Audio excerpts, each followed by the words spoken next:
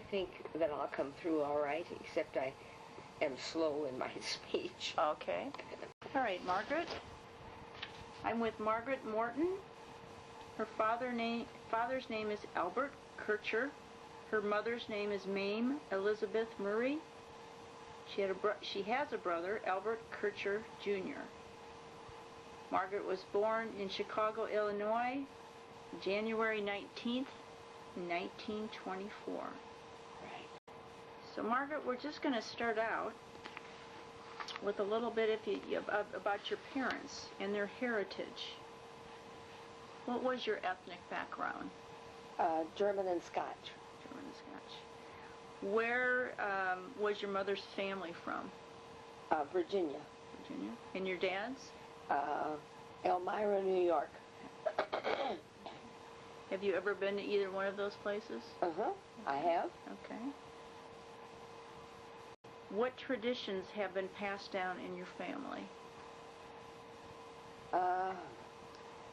None of my parents, because my parents were far flung. My mother was from Texas and my father from New York, and they got together in Chicago, so there were no traditions there. It's only my mother later and what she developed and what we developed as traditions. Okay. Okay. So, you were born in Chicago in 1924. Is that where you grew up? No. I grew up Locust Point Farm, Downers Grove, Illinois, out in the country, right by the Morton Arboretum. And what was that like? Wonderful. The most exciting time of my life. I was a dirty little girl all the time. They had to bring me in and give me a bath before they could give me lunch, because I'd play with the cats and the dogs and everything outside. Huh. And what were your parents like? What was your dad like? My father was a businessman, really an entrepreneur. He developed several businesses. The 1001 Corporation, the Albert Kircher Company, the Dosch Kircher Organization, the Fitzpatrick Company, and he was really a businessman's business person. Okay. And what about your mother? My mother was artistic. She loved gardening, loved that kind of thing, knew nothing about cooking until she married my father, and then she had to learn on her own. And she turned out to be one of the best cooks in the world, and she kept a beautiful house. She could do that. Always flowers on the dining room table. We ate in the dining room every night. It was elegant, really, living. And how was your relationship with your parents? It was warm, but it was strict. And I knew when I could ask for permission for something. I asked only once, and that was it. You never asked again in the family activity. I just knew that you couldn't work one parent against another parent. Okay. Did you ever get into trouble? Never. I did everything I thought my parents wanted me to do. And you mentioned you had a brother. Mm-hmm. Bud? Bud Kircher. Okay. And what was Bud like growing up? He was sick when he was born. He's 2 years younger than I, and he was sick, and I sort of mothered him.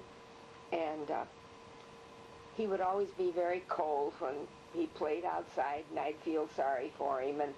But he'd go on and be cold and freezing and whatnot, but I kind of smothered him a little. Okay. How would you describe yourself as a child? Very obedient. Were you happy? Oh, very. I had a wonderful life, really. I had everything there was to play with. I had my own horse, I had my own dog, I had cats, I had my own billy goat. It was an unusual childhood. Do you have a best memory of your childhood? Well, yes, I can. It concerns my brother. My mother called for Bud to come in, I came in, but he didn't. And so my mother became concerned. And so she notified the fire department, she notified the police department, she notified all the farmers around, and they went looking for him. Well, Bud had a stick in his hand and was going down a corn row with Alexander, his goose, and they found him finally, the fire department and whatnot. And my mother was in tears, and I was in tears. Everybody was in tears until he was found. And he didn't realize anything was wrong. He was having a good time with his duck. It wasn't a duck, it was a goose, Alexander. Did you have any best friends when you were growing up? Well, living in the country, we didn't have any chance for that kind of situation, so I'd say it was my brother. Okay. And then anybody we went to a private school, and my mother would sort of choose who we would associate with, but it was not a matter of walking home with anybody, or because we had to be taken to school every day and called for. Okay. How would you describe a perfect day when you were young? Go to school, get all A's, come home, take off my good clothes, jump in my jeans or riding clothes and go riding, and Bud would jump on his little pony Pat, and we'd go riding through the woods and the fields and whatnot.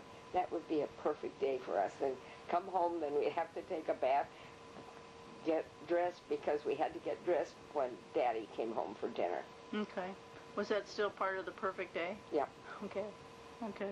It was.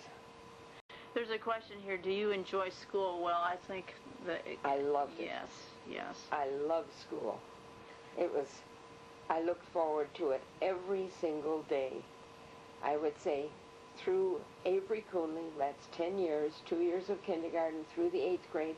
Then I went to a girls' school, and they didn't allow me the variance or take extra subjects that I wanted to take, and I was getting all S's, and I thought I could handle anything more, but they wouldn't allow it. And so that wasn't so good. But then when I got to the university, I could do what I wanted to after the first semester. Okay. Okay. How would your classmates remember you, do you think? Fun-loving. What would you do for fun?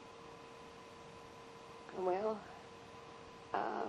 walk to Lake Forest and have an English muffin and a Coke and that kind of thing. Mm-hmm.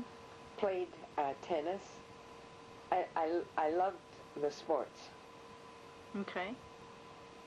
Do you have any best memories of either grade school or high school or college or graduate school? Anywhere along the line of all your schooling that you've had? Well, I think the most outstanding would be my 3rd grade teacher at Avery Coonley, Bertha Stevens, and I will remember her all my life. She was from the University of Chicago. We learned all about the planets, the solar system. It was a fabulous experience. And then nature. And she had written Child and Universe and did a poem in that book and dedicated it to me. Mm. So I was thrilled with that. Then Ferry Hall, well, that was good. We'd win certain things, the class, junior class, whatnot. But college, I enjoyed every class I had. Okay. Really enjoyed it. And I have to tell you that when I finally graduated and I got an A+, and my father called and said, "Why couldn't you have done this all along?" And I said, "Well, weren't the A's good enough?" And he said, "Well, now I know you can get an A+. But I love school. Yeah. Was there, besides this teacher that you just mentioned, was there any other teachers that had a particularly strong influence on your life? Yes. to the university to find out what I could do. I went into education and started at the very bottom of to get a full degree, and the dean of the education college became my closest mentor, really. I even traveled with her, and she really influenced my life and insisted that I go on after I had graduated to get a master's and then go on. Okay. You have 2 children, correct? 2. Mm-hmm. Okay. So at some point were you married at some point? Yes, I was married, and then in about 5 years, Margaret came along, my daughter. Okay. Thought she was absolutely beautiful. I didn't know much about babies, but she was wonderful. And then 3 years after that, Rick was born, and I was simply delighted. I just was so happy with my 2 children. Okay. And how long were you married then? My husband died in 1940. And what was his name? Pardon? What was his name? Richard Morton. Okay. He had a subarachnoid hemorrhage and died.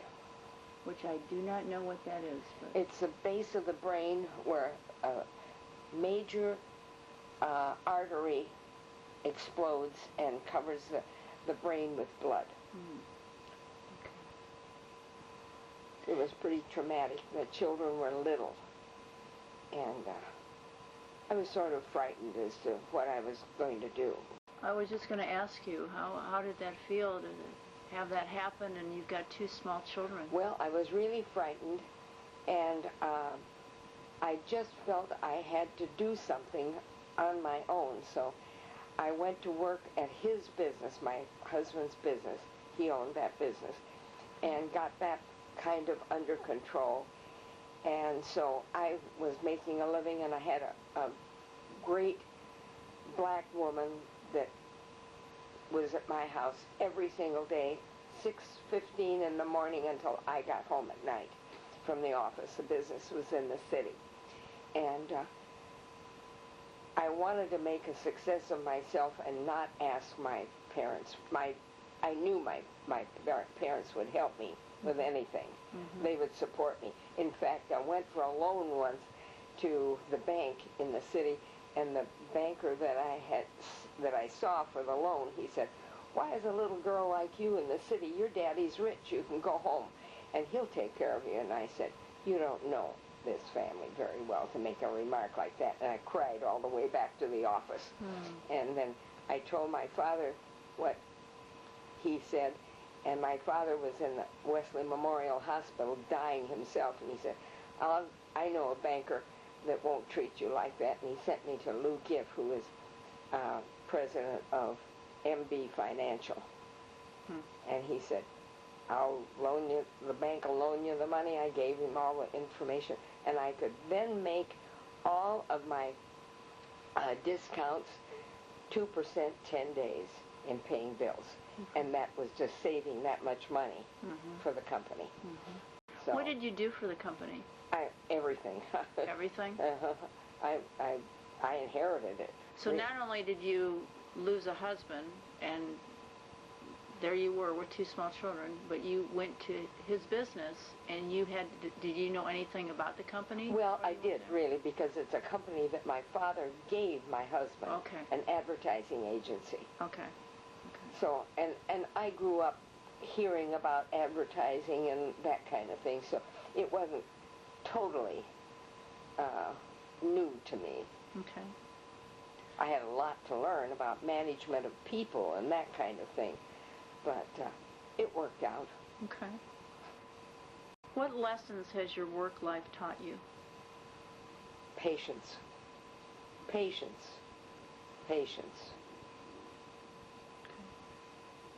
I'm a person that wants to do things quickly, and I know I must have patience and really think it out. Do you have any favorite stories from your work life?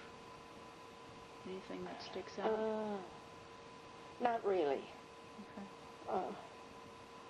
That isn't the most exciting part of my life, really. Okay. When I went into business as a single, after I got through with the company, then I had some wonderful experiences then. Okay. So you stayed with that company then throughout? I stayed with that company for 4 years, and then I found that there were some things that were being done by another man that was in the company. He was paying kickbacks, and I wasn't going to put up with that. And so I went to the person that he was doing that to, went to the owner of that company, and I said, this ends, and I want out. I want out. So pay me what the company owes me. Good. Now, kind of off the work site, can you tell me anything about your religious beliefs or spiritual beliefs? That's probably the weakest part of my background. As a child, I went to Sunday school. I always missed horseback riding with my mother and father on Sunday mornings because of it, and my brother did too. I don't know how. He didn't particularly take to Sunday school. And then after I was married, then I joined the Congregational Church in Western Springs, and I've been a good member of the Congregational Church. I've been president of the board. I've been on the diaconate. I've taught Sunday school. And it's still a part of my life. However, I do not go to church because my health condition keeps me from being involved with a lot of people. Okay. Have you ever experienced any miracles? What you would consider a miracle? Anger? Miracle. Oh, no. Okay. No. Do you believe in God? Yes, I do. Okay. Do you believe in the afterlife? I don't know. I think we were talking a little bit about if you believed in afterlife. I don't know. Okay. Okay. I really don't know about that. I guess I have never really thought about it. What do you, if you did believe in it, what do you think it would be like? Pretty much as it is now, my life now. Okay. Okay. And I consider my life pretty darn good. So let's say God just walked in the door. Uh-huh. What would you say to him? How do you do? Come in. I'm doing well. You've seen that I'm doing well. And I'm happy to have this wonderful experience. Okay. Okay. What was the happiest moment of your life? Having my daughter. That was absolutely wonderful. And your daughter's name is? Margaret. Margaret. Margaret. And her middle name is Kay, K-A-Y, Morton. She was so pretty. Oh, she was a beautiful baby, little, 4 pounds, 13 ounces. And I just thought she was gorgeous. And what was Margaret like as a child? Oh, she was darling. She was just wonderful. First word she ever said was, bird, pretty bird. She saw a robin. She was an exciting child. Okay. Really an exciting child. And your son's name was? Richard. Richard. Uh-huh. And what was Richard like? Oh, he was funny. From the time he was a little bitty boy, he was quite an inventor. He went to Field Park School in Western Springs after he went to Avery Coonley. I wanted to hold him out of school 1 year because I thought I should, because I didn't think he was quite mature enough. So he went to Avery Coonley and then came to Western Springs to school where I lived. And then I found out while he was in school, he used to light our pumpkins with a battery and wires and whatnot. And he was in first grade, and he'd rig all this stuff up. So the janitor at the school put him in the janitor's truck and took him to every school, and he did that in Western Springs, lighted all the pumpkins for the children. He was an inventor, and he still is as a grown man. Okay. So we spoke of your happiest moment. What was the saddest moment of your life? When my father died. And when did he die? Or how approximately? 1960.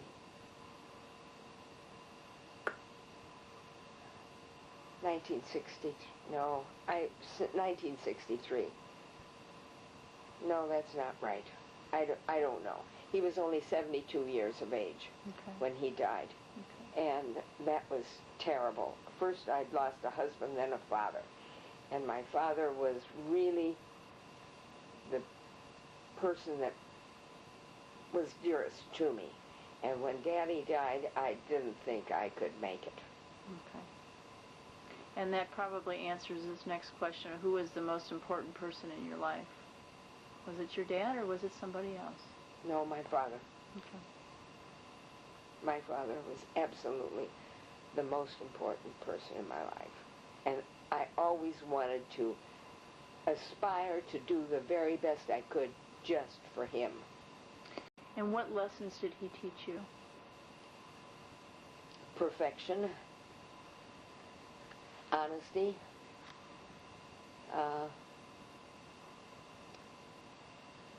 giving back to people. He was great at that. People that were not as fortunate as he took care of them, helped them along. Taught me that was an important part of living, giving back to people. If your father was here right now, what would you want to say to him? What would I say to him? Yeah. Oh. If he just walked in the door right now. I missed you and I adore you.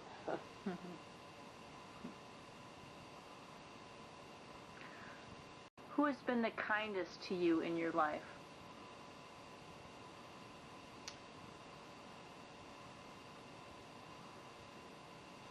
I think perhaps for the last 25 years would be my brother. Bud. Bud, right. Absolutely. He's very thoughtful, a very quiet man. I think has terrible problems, but he is very thoughtful of me.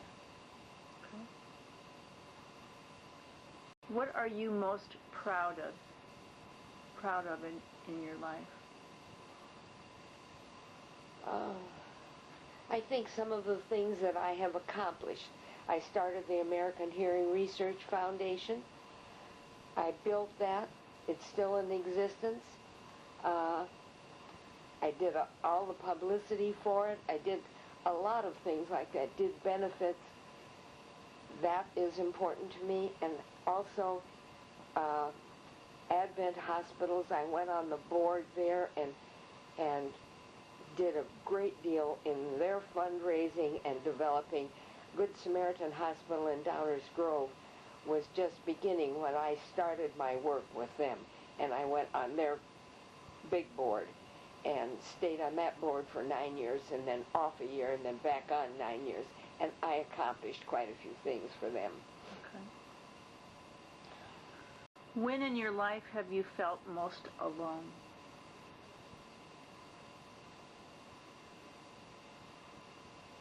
I think when my father died, I'm sure. And I didn't feel alone when my mother died because my mother was not as vibrant as my father. But I felt alone. I felt like I'm the oldest in the family, you know. Now, did she die after your father? Or? Yes, she was 74 when she died. Okay. Can you imagine? My father has had the same disease that I have, poor lungs and atherosclerosis. And I have the same thing but the medical profession, the medical field knows so much more about it. That's why I'm alive at 86 and doing as I'm doing. Mm-hmm. How has your life been different than what you'd imagined? I guess I never imagined a life. I just kept going with what was one foot in front of the other, kind of. Okay. Never hard. I always enjoyed what I was doing. Okay. And I think I just learned as I went along and never thought about the enjoyment of life particularly. I had a good time with what I was doing and felt that I was an important member of my friendship circle. And do you have any regrets? No, I really don't. I really don't have any regrets. Probably should have some, but I don't. I don't think I have any regrets.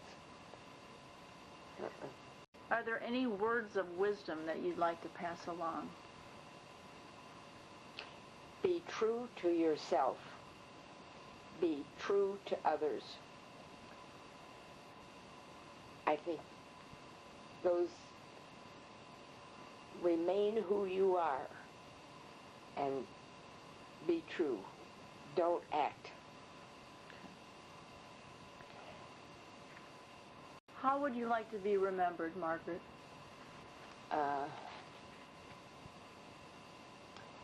Oh my. Someone who cared about people.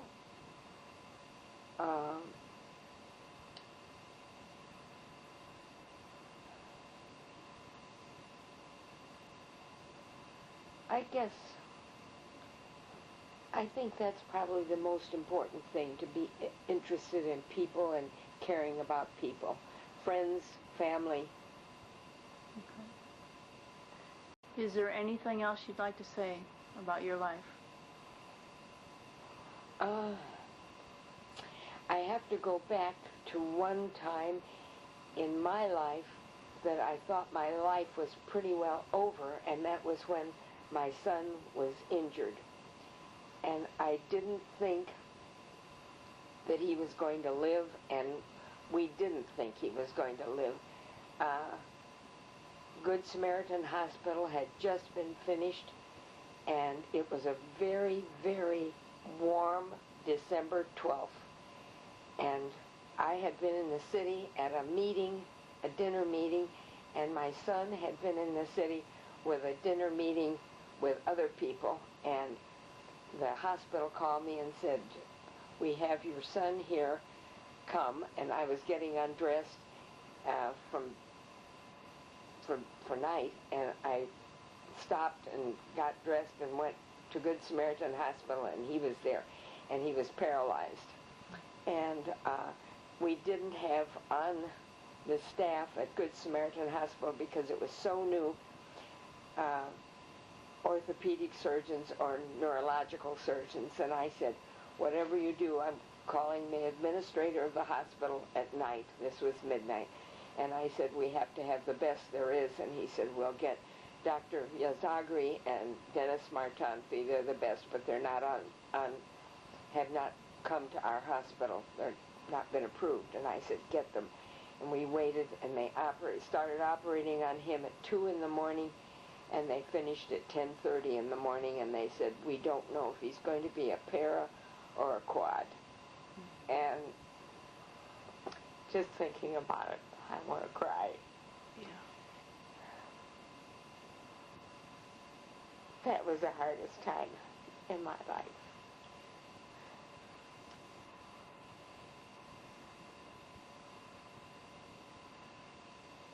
It's hard just thinking about it. But he's made a big success out of his life, and he made it and has been successful in his business and successful as a friend to many people.